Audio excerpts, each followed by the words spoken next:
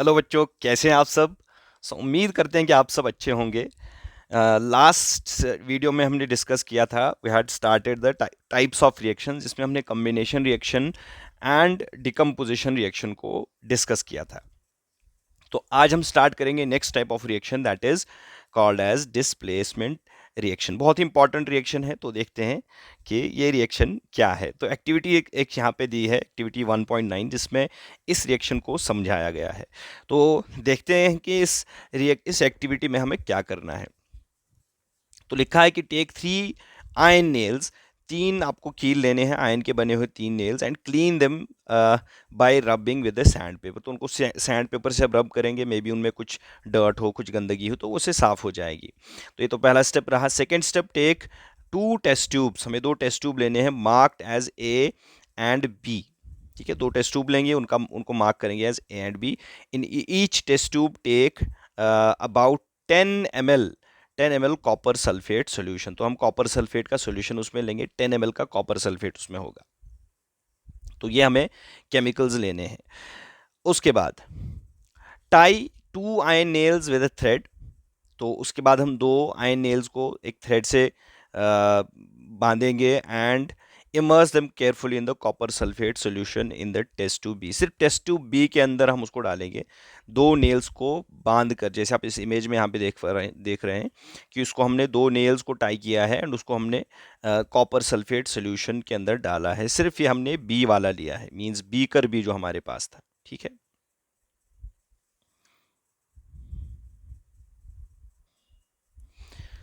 so tie 2 iron nails with a thread and immerse them carefully in the copper sulfate solution in the test tube B for about 20 minutes. तो test tube B में हमें लेना है, and इस तरह से 2 कील इसमें से हम क्या करेंगे, 2 नेल्स को हम टाई करेंगे with a thread and copper sulphate solution के अंदर। सिर्फ टेस्ट ट्यूब बी के अंदर इसको हम 20 मिनट के तक रखते हैं। Keep ion nails aside for comparison, 1 ion nail for aside, क्योंकि हमने 3 लिए थे तो 2 को हमने इमर्स किया, एंड एक को हमने ऑब्जर्वेशन के लिए, कंपैरिजन के लिए साइड में रखा है, उसको हम यूज नहीं करेंगे। After 20 minutes take out the nails from the copper sulphate solution. 20 minute के बाद हम नेल्स यहाँ से ले लेंगे। Compare the intensity of the blue colour of the copper sulphate solution, क्योंकि जो कॉपर सल्फेट सोल्यूशन हमने लिया था इसका कलर ब्लू होता है, इट्स ब्लू इन कलर। तो 20 मिनट के बाद हमें इसकी कलर इंटेंसिटी को हम कंपेयर करेंगे विद द जो टेस्ट ट्यूब ए हमारे पास है, जिसको हमने अनटच रखा था, कंपैरिजन के लिए रखा था, उसके साथ हम इसको कंपेयर करेंगे। Also compare the colour of the ion nails dipped in the copper sulphate solution with one kept aside. हमने एक की नेल जो रखा था साइड में कंपैरिजन के लिए, उसके साथ हम इन 2 नेल्स के कलर को भी कंपेयर करेंगे। तो क्या हमें इस कंपैरिजन से क्या ऑब्जर्वेशंस मिलेंगी, let's see that.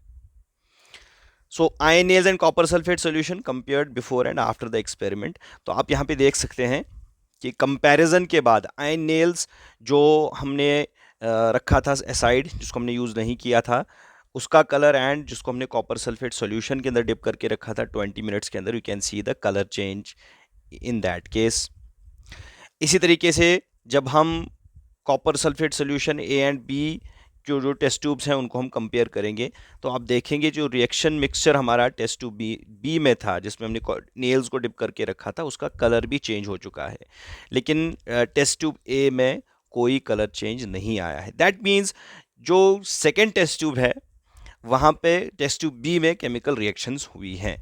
Y does the nail become brownish in colour and the blue colour of copper sulphate solution fade. यहाँ पे फेड हुआ है colour blue copper sulphate solution का टेस्ट ट्यूब बी के अंदर आप देख सकते हैं, लेकिन पहले में मीन्स चेंज नहीं हुआ। इसी तरह से आयन का कलर ब्राउनिश बन गया है। The following reaction takes place in this activity. तो आयन को जो नेल्स के फॉर्म में हमने लिए थे, उसको हमने रिएक्शन कराया था कॉपर सल्फेट सोल्यूशन के साथ में। तो यहाँ से जो प्रोडक्ट बना दैट इज आयन सल्फेट। ठीक है, आयन सल्फेट ग्रीनिश कलर का एक सब्सटेंस बनेगा, सॉल्यूशन बनेगा ग्रीनिश कलर का। एंड जो कॉपर मेटल है in the solid form, copper metal यहाँ पे डिपॉजिट होगा। तो जो ब्राउनिश सब्सटेंस आप देखेंगे, ब्राउनिश कलर जो आया है इस नेल के ऊपर, that is due to the deposition of copper metal. ठीक है। इन दिस रिएक्शन हुआ क्या, रिएक्शन में आयन हैज डिस्प्लेस्ड और removed another element that is copper from the copper sulphate solution. This reaction is known as displacement reaction. इसी reaction को हम displacement reaction कहते हैं, जिसमें एक मेटल दूसरे मेटल को डिस्प्लेस करता है उसके साल्ट से या उसके कंपाउंड से। जैसे यहाँ पे आयन ने कॉपर को डिस्प्लेस किया है, तभी जाके आयन सल्फेट और फेरस सल्फेट भी इसका नाम है वो मिला है, एंड कॉपर हमें एज मेटल मिला है। So this is displacement reaction. इस रिएक्शन की और एग्जांपल्स, जैसे आप देखिए यहाँ पे जिंक को हमने लिया है, zinc reacts with copper sulphate, तो कॉपर को अगेन यहाँ पे डिस्प्लेस करेगा, we get the copper zinc sulphate and copper metal.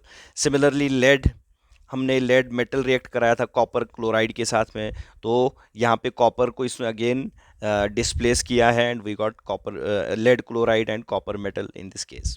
ठीक है। Zinc and lead are more reactive elements than copper, they displace copper from its compounds. तो basically जो reaction है, जो डिस्प्लेसमेंट रिएक्शन है, वो कब होता है, इसके पीछे क्या रीजन है कि जो मोर रिएक्टिव मेटल होता है, मोर reactive metal, more reactive metal displaces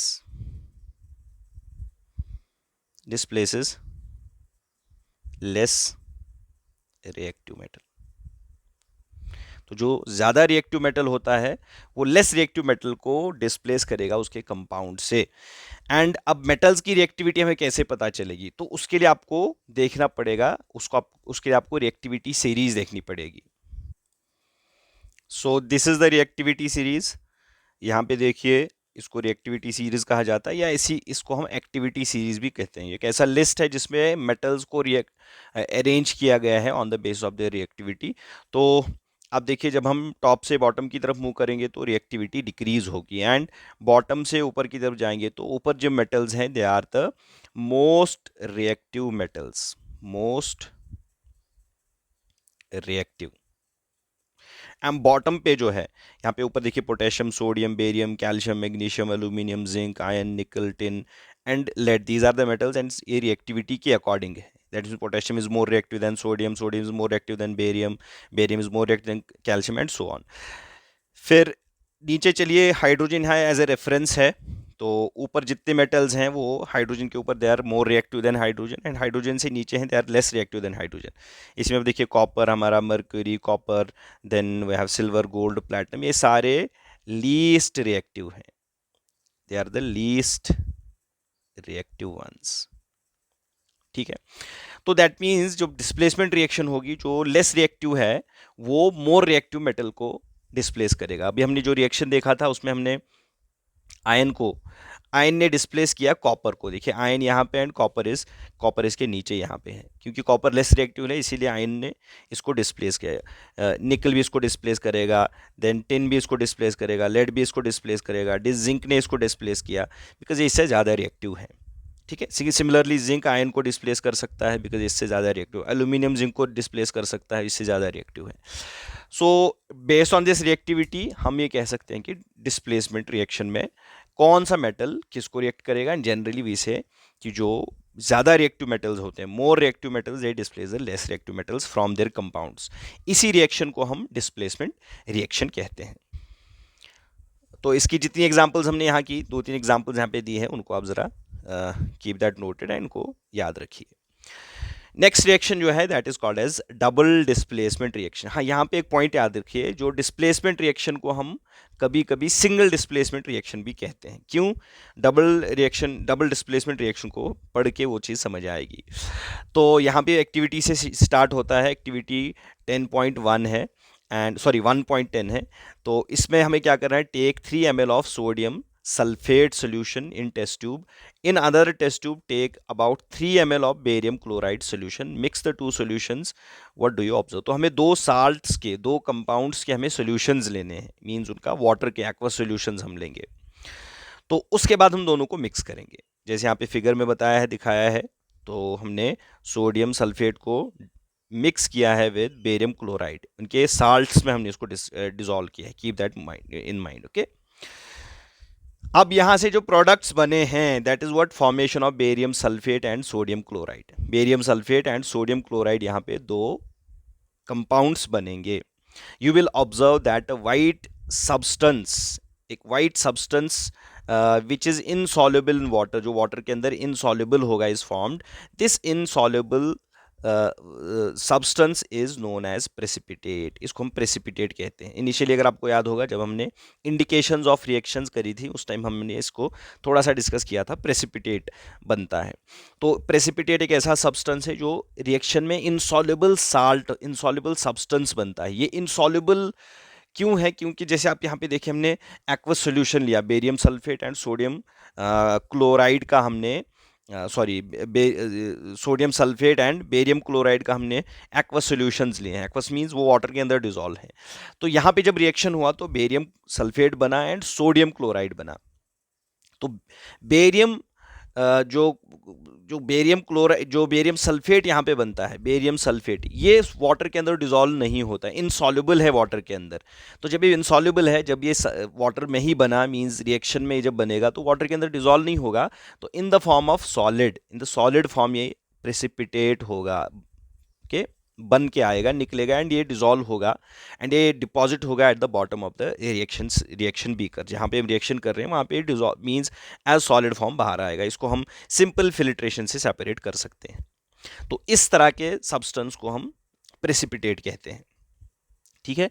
and ऐसी रिएक्शंस जिसमें प्रेसिपिटेट बनता है, ऐसी रिएक्शंस जिसमें प्रेसिपिटेट बनता है, we call them as the precipitation reactions. Precipitation,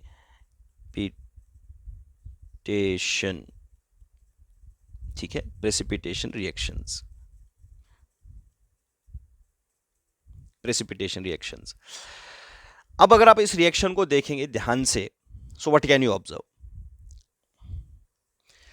you will observe कि यहाँ पे एक एक्सचेंज ऑफ आयंस हुआ है। जब आप सोडियम सल्फेट को एंड बेरियम क्लोराइड को, जब इनका एक्वस सोल्यूशन बनेगा तो उसमें ये वो दोनों डिसोसिएट होंगे इनटू आयंस। सोडियम के आयंस बनेंगे, सल्फेट के आयंस बनेंगे, बेरियम के आयंस बनेंगे, क्लोराइड के आयंस बनेंगे। तो सारा आयंस आयंस होगा एंड जब ये आयनिक फॉर्म में होंगे इनसाइड द सोल्यूशन तो यहाँ पे एक्सचेंज ऑफ आयंस होता है। ठीक है। सोडियम सल्फेट एंड बेरियम क्लोर आपस में एक्सचेंज करेंगे। So sodium will go with the chlorine and sulphate will go with the barium. तो एज ए रिजल्ट यहाँ पे means exchange of ions is between two substances. दो डिस्प्लेसमेंट्स हुई हैं तो that's why we call them as the double displacement. So we have what causes this, the white precipitate of barium sulphate, जो precipitate यहाँ पे बनता है barium sulphate का, is found by the reaction of sulphate and barium ions, sulphate ions and the barium ions. क्योंकि जैसे मैंने already कहा कि यहाँ पे आयंस बनते हैं। The other product formed is sodium chloride which remains in the solution, क्योंकि वो सॉल्युबल होता है वाटर के अंदर। Such reactions in which there is an exchange of ions between the reactants is called as double displacement reaction. इसी को double displacement reaction कहा जाता है। तो डबल डिस्प्लेसमेंट रिएक्शन की बहुत सारी एग्जांपल्स हैं। Recall activity 1.2। यस, अब एक्टिविटी 1.2 अगर आपको याद हो, जहाँ पे हमने लेड नाइट्रेट का रिएक्शन कराया था पोटेशियम आयोडाइड के साथ में। ठीक है, मैंने आपको वहाँ पे प्रेसिपिटेट का थोड़ा सा आइडिया दिया था। वहाँ पे भी आपने देखा what is the colour of the precipitate formed. तो वहाँ पे जो प्रेसिपिटेट बना वहाँ क्या, अगर आपको याद हो तो वहाँ पे जो प्रेसिपिटेट है मैंने आपको कहा था that is will be yellow in colour. तो रिएक्शन जो इस केस में होगा, अगर हम रिएक्शन लिखें, मीन्स इक्वेशन लिखें, so it will be lead nitrate PbNO3 whole twice, this is lead nitrate. Lead nitrate react करता है पोटेशियम आयोडाइड के साथ में। ठीक है। एंड जो यहाँ पे प्रोडक्ट्स बनते हैं, एक तो है पोटेशियम नाइट्रेट जो कि एक्वस फॉर्म में होगा, डिसॉल्व रहेगा वाटर के अंदर। एंड दूसरा जो सब्सटेंस यहाँ पे बना था, अगर आपको याद हो, मैंने आपको कहा था कि लेड आयोडाइड यहाँ पे बनेगा, PbI2 लेड आयोडाइड, यही येलो कलर का होगा एंड ये प्रेसिपिटेट यहाँ पे बनेगा रिएक्शन में। ठीक है। सो अगेन अगर आप यहाँ पे भी ऑब्जर्व करें, यहाँ पे भी एक्सचेंज ऑफ आयंस हो रहा है। ठीक है, lead is going with iodine, potassium is going nitrate, तो लेड नाइट्रेट यहाँ पे बन रहा है। This is not balance reaction, इसको आप बैलेंस कीजिए खुद से। So the reaction is also the precipitation reaction. Okay, write the balanced equation for this reaction. चलिए यहाँ से पूछा भी गया है, इसको आप ट्राई भी कीजिए, इसको आप बैलेंस भी कीजिए। Is this also double displacement reaction? तो हम कहेंगे yes, this is also the double displacement reactions. लेकिन आप यहाँ पे ये कंक्लूजन नहीं करना कि double displacement reactions are always precipitation reactions, ऐसा नहीं है। तो जो एग्जांपल्स हमने यहाँ पे ली हैं, इन केसेस में तो हम यहाँ पे देख रहे हैं कि they are precipitation reactions, but it is not true always. ठीक है, जैसे मैं आपको एक एग्जांपल दूँ एक रिएक्शन की, जैसे सोडियम हाइड्रोक्साइड का रिएक्शन हो रहा है विद हाइड्रोक्लोरिक एसिड HCl। सो यहाँ पे देखिए will get NaCl plus will get H2O, ये बैलेंस्ड रिएक्शन है। So this is not precipitation reaction. यहाँ सोडियम क्लोराइड एक्वस फॉर्म में मिलेगा and the water will be formed in the liquid form in this case. So this is also the double displacement reaction, लेकिन precipitation reaction नहीं है। ठीक है, ये एक कैटेगरी ऑफ रिएक्शन है जिसको हम आगे पर जाके पढ़ेंगे, it's neutralisation reaction. So this is also one of the types of the double displacement reaction. Clear? So this is all about the double displacement reaction. Next reaction जो है, this is very important and that is oxidation and reduction reaction. Next type of reaction is oxidation and reduction reaction. चलिए, ये भी एक activity से start होता है। 1.1 एक शॉर्ट एक्टिविटी है। Heat A China dish containing about 1 gram of copper powder, what do you observe? ठीक है, सिंपली आपको कॉपर पाउडर लेना है एंड इसमें आप चाइना डिश में इसको हीट करेंगे एंड पूछा हमसे गया कि जब आप इसको हीट करेंगे कि आप क्या ऑब्जर्व कर पाते हैं। ठीक है, ये सारा सेटअप है। चाइना डिश में कॉपर पाउडर है, वायर गेज हमने लिया है वायर गॉज पे, एंड ताकि डायरेक्ट हीटिंग ना हो, tripod stand burner. So this is what basically what is happening. यहाँ पे रिएक्शन एक होगा जहाँ पे कॉपर जब हम हीट करा रहे हैं इन presence of oxygen, it will give us a black coloured substance जिसको कॉपर ऑक्साइड कहा जाता है। Yes, the surface of the copper powder becomes coated with black copper oxide. Why has this black substance formed? This is because oxygen is added to copper and copper oxide is formed. तो यहाँ पे oxygen add हो रहा है तो oxidation reaction इसकी हो रही है। If hydrogen gas is passed over this heated material, तो copper oxide, the black coating on the surface turns brown as the reverse reaction takes place and copper is obtained. अगर हम इस copper oxide पे अब hydrogen gas को पास कराएंगे, ठीक है, we are passing hydrogen gas over it, तो अब फिर से हमें यहाँ पे ब्राउन कलर मिलेगा। Again brown colour is formed and copper, why brown colour? Because copper हमें वापस मिलता है and water is formed also in this case. ठीक है, तो फिर ऑक्सीडेशन रिडक्शन क्या है? If a substance gains oxygen during a reaction, it's said to be oxidised. अगर एक सब्सटेंस रिएक्शन में ऑक्सीजन गेन करता है, उसको हम कहते हैं कि वो ऑक्सीडाइज हुआ। तो यहाँ पे हम देखेंगे कॉपर ने ऑक्सीजन गेन किया है, कॉपर ऑक्साइड बना है, तो यहाँ पे ऑक्सीडेशन हुई है कॉपर की। If a substance loses oxygen during the reaction, it's said to be reduction. अगर रिएक्शन में ऑक्सीजन को लूज किया है तो उसको हम कहेंगे उसकी रिडक्शन हुई है। तो कॉपर ऑक्साइड यहाँ पे रिड्यूस हुआ है, इट हैज बीन reduced, क्योंकि इसने ऑक्सीजन लूज किया है, जिसकी वजह से हम कहेंगे इसकी रिडक्शन हुई है। During this reaction, that is जो 1.9 वाली रिएक्शन है, this reaction the copper second oxide is losing oxygen and is being reduced, the hydrogen is gaining oxygen and being oxidised. ठीक है, तो यहाँ पे अगर आप देखें इस वाली रिएक्शन में कॉपर ऑक्साइड में जब हमने हाइड्रोजन के साथ इसको रिएक्ट कराया है, तो कॉपर तो ऑक्सीजन लूज करेगा, लेकिन वो ऑक्सीजन कहाँ जा रहा है? That is taken up by this hydrogen. ठीक है, तो दैट मीन्स हाइड्रोजन तो ऑक्सीडाइज हुआ लेकिन कॉपर रिड्यूस हुआ, क्योंकि हाइड्रोजन ने ऑक्सीजन को गेन किया है। In other words, one reactant gets oxidized while other gets reduced during the reaction. Such reactions are called oxidation reduction reactions, या जिन्हें हम सिंपली रिडॉक्स रिएक्शंस भी कहते हैं। तो यहाँ पे कंक्लूजन ये है कि जब भी कभी ऑक्सीडेशन रिएक्शन होगी, that is definitely followed by the reduction, या जब भी रिडक्शन होगी उसके साथ में डेफिनेटली ऑक्सीडेशन रिडक्शन भी होनी ही होनी है। That is a simple idea here. ठीक है, तो यहाँ पे बताया है सेम रिएक्शन, इसी रिएक्शन की बात हो रही है।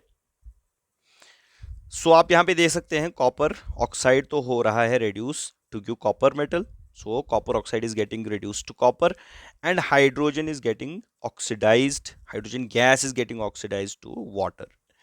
ठीक है, तो इस तरह की रिएक्शंस की कुछ और एग्जांपल्स यहाँ पे दी हैं।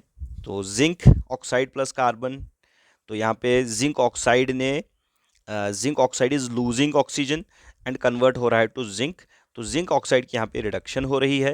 And carbon is gaining oxygen and becoming carbon monoxide, तो कार्बन की यहाँ पे ऑक्सीडेशन हो रही है। ठीक है, similarly manganese oxide plus 4 times HCl gives you MnCl2 plus 2 times H2 plus Cl2 gas. So in reaction 1.31, carbon is getting oxidized to carbon monoxide and zinc oxide is reduced to zinc.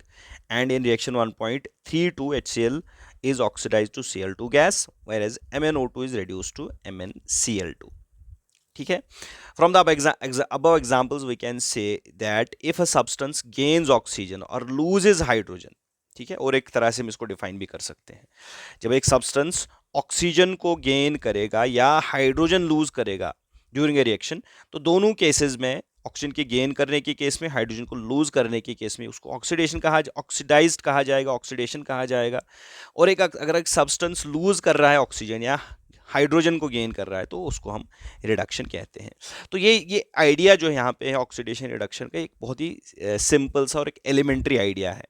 इससे related कुछ और concepts भी हैं, higher concepts भी हैं, जिनको आगे जाके आप पढ़ेंगे, लेकिन यहाँ पे आपको यही चीज़ें याद रखनी है। तो कंक्लूजन में आप क्या कहेंगे, जब एक सब्सटेंस ऑक्सीजन को गेन करता है या हाइड्रोजन को लूज करता है, तो उसको ऑक्सीडेशन कहेंगे।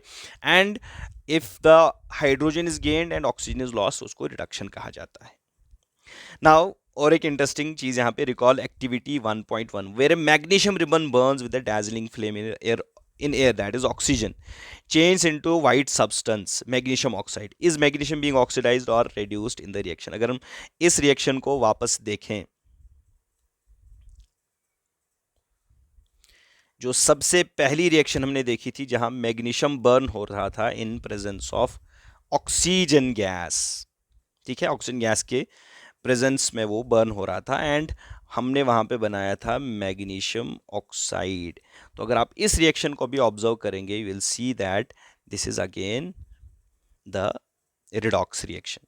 तो मैग्नीशियम यहाँ पे ऑक्सीजन गेन कर रहा है, तो ये मैग्नीशियम ऑक्सीजन गेन करने के बाद मैग्नीशियम ऑक्साइड बनाया, तो इसकी ऑक्सीडेशन हो रही है। ठीक है, so these are the redox reaction.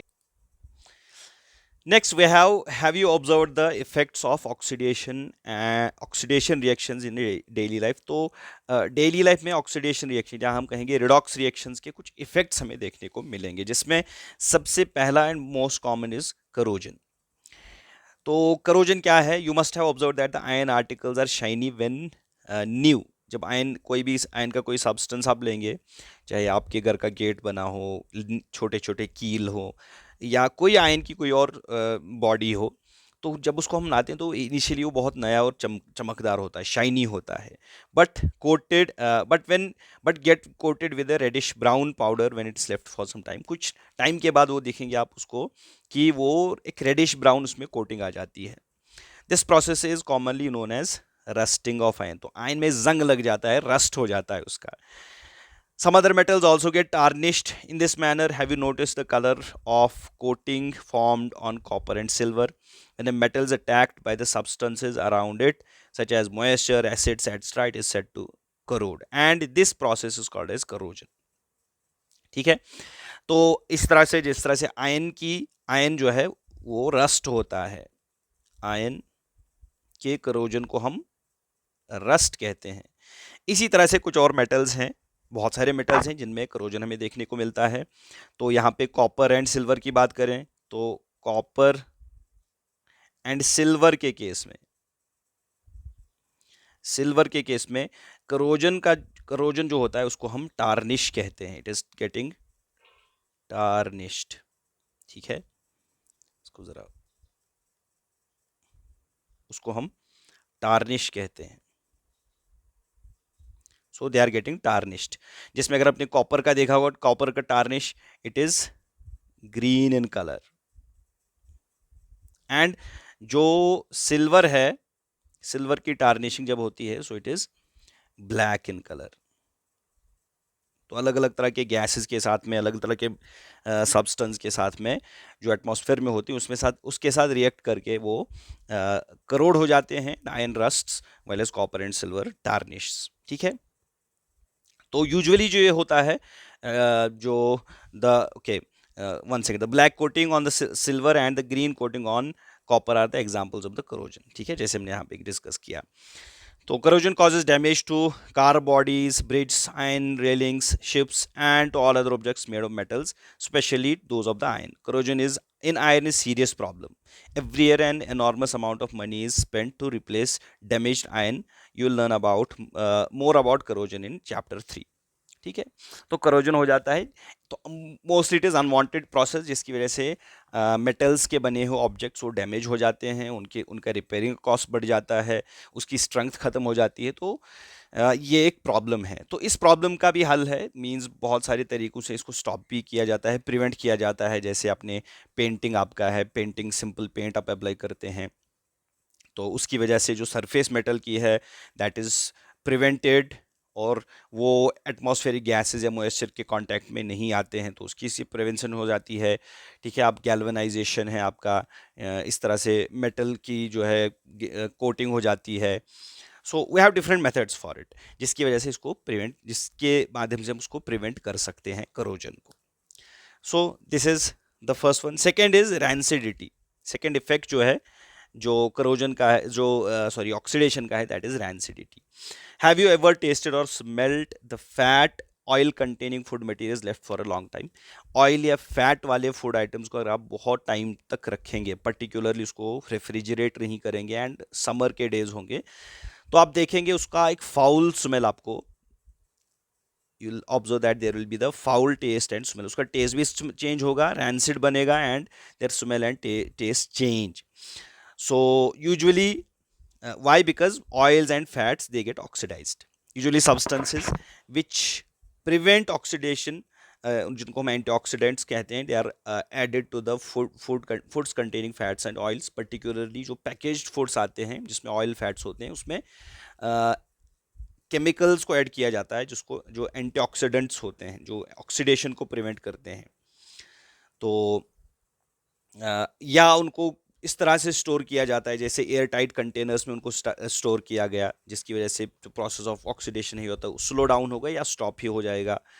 इसी तरीके से जो चिप्स मैन्युफैक्चरर्स हैं, उसको आपने देखा होगा कि जो फ्लश बैग्स होते हैं, मींस वो हवा भरी हुई उन चिप्स बैग्स में होती है, जो यूजुअली इनर्ट जैसे नाइट्रोजन जैसे गैसेस उसमें प्रेजेंट होते हैं, जिसकी वजह से ऑक्सीडेशन प्रिवेंट होती है।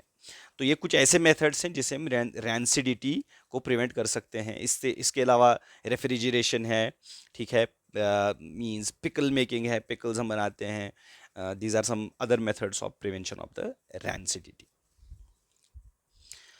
तो यहाँ पे हमारा chapter chemical reactions and equations and हो जाता है। अब इस चैप्टर के जो क्वेश्चंस हैं, text questions, in text questions हैं, उसको हम सेपरेटली अलग वीडियोस में डिस्कस करेंगे।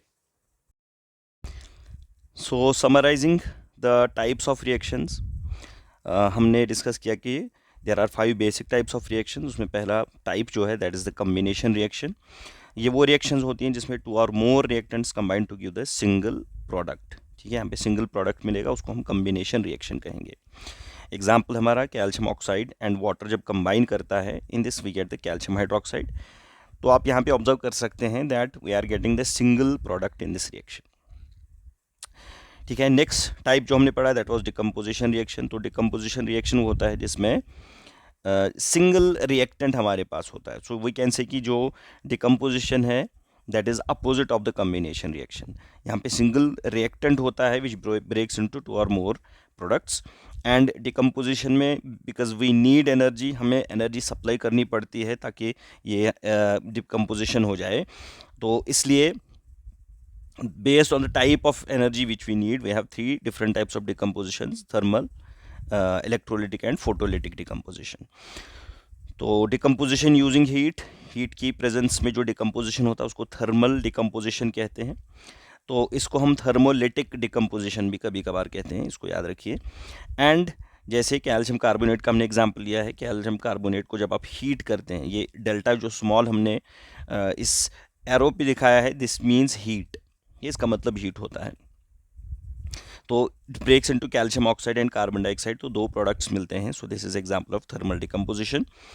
डिकम्पोजिशन यूजिंग इलेक्ट्रिसिटी, उसको इलेक्ट्रोलाइटिक डिकम्पोजिशन कहा जाता है। जैसे हमने एक्टिविटी में भी देखा था, डिकम्पोजिशन ऑफ वाटर, जहाँ पे हमने करंट पास किया था थ्रू वाटर, एंड वहाँ से हमें मिला water and oxygen, sorry hydrogen and oxygen gas, two products.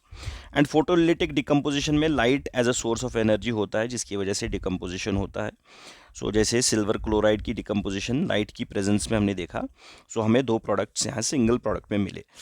सो ये सारी examples, these are all examples of the decomposition reaction. Next हमने डिस्प्लेसमेंट रिएक्शन को डिस्कस किया। डिस्प्लेसमेंट रिएक्शंस वो रिएक्शंस होती हैं जिसमें in which more reactive metal replaces the less reactive metal from its compound, ठीक है, उसको हम डिस्प्लेसमेंट रिएक्शन कहते हैं। सो जैसे आयन का रिएक्शन कॉपर सल्फेट के साथ में, सो हमने आयन सल्फेट एंड कॉपर यहाँ से रिएक्शन मिलता है, जहाँ आयन कॉपर को आयन बीइंग मोर रिएक्टिव वो कॉपर को डिस्प्लेस करता है। सो उसके बाद हमने डिस्कस किया डबल डिस्प्लेसमेंट रिएक्शंस। तो डबल डिस्प्लेसमेंट रिएक्शंस वो रिएक्शंस होती हैं जिसमें exchange of ions take place on mixing the aqueous solutions of the two compounds. जब हम दो कंपाउंड्स के एक्वस सॉल्यूशंस लेते हैं, जैसे हमने इसके sodium sulphate and barium chloride का एक्वस सॉल्यूशन लिया था, एक्वस मींस वो वाटर में उनके सॉल्यूशंस बने थे, तो उसके बाद हमें दो नए सब्सटेंसेस मिले, barium sulphate and sodium chloride. इसमें हमने देखा था कि बेरियम सल्फेट वाज ये एज अ प्रेसिपिटेट यहाँ पे इनसॉल्युबल साल्ट प्रोड्यूस हुआ था। फिर जब हमने लास्टली रिएक्शन डिस्कस की, that was the redox reactions, या जिसे हम रिडक्शन ऑक्सीडेशन या ऑक्सीडेशन रिडक्शन भी कहते हैं। So reduction is what, it's the addition of hydrogen और रिमूवल ऑफ ऑक्सीजन, उसको रिडक्शन कहा जाता है। एंड ऑक्सीडेशन में is reverse, addition of oxygen और रिमूवल ऑफ हाइड्रोजन। जैसे कॉपर ऑक्साइड की एग्जांपल ली, कॉपर ऑक्साइड रिड्यूस होता है to copper because it loses oxygen, and hydrogen उस ऑक्सीजन को गेन करता है, तो it becomes water in this case. यहाँ पे एक पॉइंट याद रखना है कि जो कॉपर ऑक्साइड हमने यहाँ पे लिखा है, that acts as the oxidising agent, ठीक है, वो एक्ट करता है एज ऑक्सीडाइजिंग एजेंट, क्योंकि वो हाइड्रोजन को ऑक्सीडाइज करता है, तो वो ऑक्सीडाइजिंग एजेंट है। एंड हाइड्रोजन ऑक्सीजन गेन करके ऑक्सीडाइज होता है, ठीक है। देयरफॉर आप यहाँ पे देखिए एडिशन ऑफ हाइड्रोजन और रिमूवल ऑफ ऑक्सीजन, उसको रिडक्शन कहा जाता है। तो कॉपर ऑक्साइड तो रिड्यूस हुआ, जो सब्सटेंस रिड्यूस हुआ वो एक्ट करता है as the oxidising agent. And addition of oxygen is oxidation, तो हाइड्रोजन यहाँ पे ऑक्सीडाइज होता है। एंड रिड्यूस किसे करता है, रिड्यूस ये करता है कॉपर ऑक्साइड को। So therefore it will be called as the reducing agent, तो ये एक्ट करता है एज रिड्यूसिंग एजेंट। तो ऑक्सीडेशन रिएक्शंस में जिसकी ऑक्सीडेशन होती है वो तो रिड्यूसिंग एजेंट एक्ट करता है, और जिसकी रिडक्शन होती है वो एक्ट करता है एज एन ऑक्सीडाइजिंग एजेंट। इस पॉइंट को भी यहाँ पे याद रखिए। सो ये बेसिक सी रिएक्शंस हमने डिस्कस की, जो 5 टाइप की रिएक्शंस हैं। इसके अलावा on the basis of the heat हमने डिस्कस किया, on the base of the heat change हमारे पास दो तरह की रिएक्शंस हैं, एक तो एक्सोथर्मिक रिएक्शन है, एक एंडोथर्मिक रिएक्शन है। तो एक्सोथर्मिक रिएक्शन वो होता है जहाँ पे heat produce reactions in which the heat is given out along with the formation of products. And endothermic वो है जहाँ पे reaction in which the heat is absorb to form the products बनाने के लिए जहाँ पे हीट एब्जॉर्ब होती है उसको एंडोथर्मिक कहा जाता है, जहाँ पे हीट एब्जॉर्ब होती है। एंड जहाँ पे हीट रिलीज होती है उसको हम एक्सोथर्मिक रिएक्शन कहते हैं। तो यहाँ पे आप देख सकते हैं एग्जांपल्स भी हैं। मीथेन, जो कुकिंग गैस है मीथेन, उसको जब आप बर्न करते हो in presence of oxygen, so it will give you carbon dioxide, water, and in addition to that it will produce heat, ठीक है। So this is the exothermic reaction. And endothermic reaction की जब आप decomposition करते हो calcium carbonate को, तो यहाँ पे आप देखिए आपको हीट सप्लाई करनी पड़ती है, जिसकी वजह say that means calcium carbonate heat को एब्जॉर्ब करता है एंड यहाँ से प्रोडक्ट्स बनते हैं, ठीक है। नेक्स्ट हमने डिस्कस किया कि ऑक्सीडेशन कहाँ हम देखते हैं, रेडॉक्स रिएक्शंस या ऑक्सीडेशन रिएक्शंस डेली लाइफ में। तो we discussed corrosion and rancidity are 2 examples. So corrosion is what, deterioration of the metallic surface by the action of moisture, acids and atmospheric gases such as oxygen. तो जैसे rusting of iron, ये एक एग्जांपल है। Tarnish of copper and silver, copper and silver जब react करते हैं, corrosion उनका होता है, तो वो भी उसका कॉपर के केस में हमने देखा था ग्रीन कलर एंड सिल्वर के केस में black colour. And then talking about rancidity is oxidation of fats and oils present in the foods, resulting in its it's not foul, it's foul smell.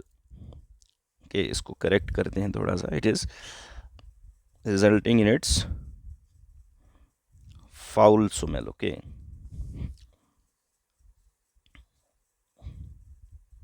Foul smell and taste. तो जब oxidation होती है fat से oils की, तो उसका test बदलता है, उसका स्मेल बदलता है, एक बदबू सी उसमें आने लगती है, उसको रैंसिडिटी कहा जाता है. So that is all in this chapter. Next video में हम इस चैप्टर से जितने रिलेटेड क्वेश्चंस हैं, मींस टेक्सचुअल क्वेश्चंस, हम उसको डिस्कस करेंगे इन द अपकमिंग वीडियो.